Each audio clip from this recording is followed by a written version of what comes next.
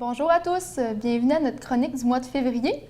Alors Frédéric, ce mois-ci, on va parler de la volatilité des marchés et de la capacité des gens à tolérer le risque. Certains pourraient avoir envie de se diriger vers des placements garantis. Est-ce que c'est une solution gagnante à tout coup? Bien, en fait, les risques liés au marché boursier rendent les gens assez craintifs, oui. On a plusieurs clients qui sont investis dans des placements garantis. Par contre, garantie ne veut pas dire libre de risque. Puis un risque que j'aimerais discuter, c'est au niveau de l'inflation. On sait que l'inflation peut venir gruger notre argent parce qu'on discute des fois avec nos parents, nos grands-parents, à quel point le salaire était considérablement plus faible qu'aujourd'hui. Ça en va de même pour les produits qu'on consomme. J'ai pris l'exemple d'une personne bien disciplinée qui épargne 50 par semaine dans son REER et puis qui investit ça dans des placements garantis qui donnent 1,75 % de rendement.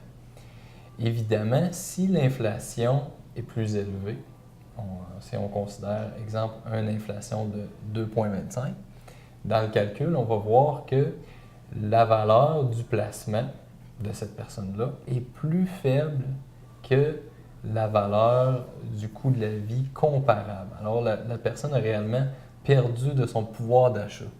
Mais est-ce que l'inflation à 2,25 %, c'est pas exagéré un peu? Si on compare aux dernières années, est-ce qu'à ce niveau-là, on pense que 2,25 % c'est trop ou c'est réaliste? En effet, les dernières années, on était habitué à une inflation presque nulle, entre 0 et 1 %, et puis les prix à la consommation n'ont pas beaucoup augmenté. Alors, si on se fie aux experts, on va voir afficher les commentaires de Clément Gignac, on peut s'attendre facilement les prochaines années à une inflation de 2 %. Puis une des raisons, c'est qu'aux États-Unis, on est en train d'atteindre le plein emploi. Et puis, on pourrait voir, étant donné qu'il y a le plein emploi, on pourrait voir les salaires augmenter, donc plus de disponibilité financière, donc une inflation qui se crée. Alors, on pourrait s'attendre, oui, à une inflation autour de 2 %, peut-être même supérieure. Donc, si quelqu'un reste dans un placement garanti puis qu'il y a un horizon de placement quand même plus long que 10 ans, on va dire, il pourrait perdre son pouvoir d'achat s'il reste dans des placements garantis. Est-ce que la solution serait plus un portefeuille équilibré si le profil investisseur est cohérent dans ce sens-là? C'est ce que tu suggérerais? En effet, il ne faut pas aller à l'encontre de la personnalité des gens, de leur profil d'investisseur. Il faut prendre le temps d'analyser la situation avec eux.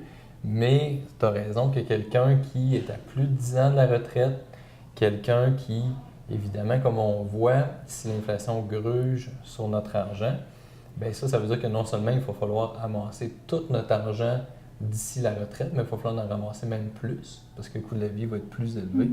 Alors, ça prend vraiment une solution qui va générer plus de rendement. Puis on voit dans l'exemple, si on va chercher 6 % de moyenne, un montant dans les 400 000, vraiment plus important que le montant à 1,75. C'est donc dire que l'inflation est un point important à prendre en considération dans la planification de nos investissements? Oui, à long terme, il faut en tenir compte. C'est un risque. Et merci à vous d'avoir été là. On se voit à la prochaine chronique.